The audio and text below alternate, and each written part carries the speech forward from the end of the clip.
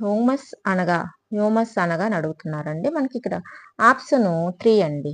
ఆకులు, చెట్లు మొదలైన కుళ్ళిపోగ ఏర్పడినదండి. హ్యూమస్ అనగా ఆకులు, చెట్లు మొదలైనవి కుళ్ళిపోగ ఏర్పడినది. అలాగే విజయవాడ నగరం కేంద్రీకృతమైన ప్రాంతం ఏది?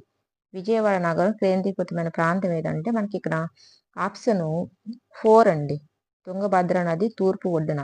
తుంగభద్ర నది తూర్పు ఒడ్డునండి. మనకు ఆప్షన్ 3 అనేది కరెక్ట్ అవుతుంది. సారీ అండి, ఆప్షన్ 4 అండి. కృష్ణా నది అండి. సారీ, కృష్ణా నది.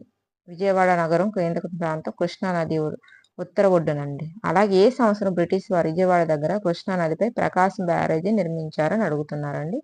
మనకి ఇక్కడ ఆప్షన్ 3 అండి. 1893.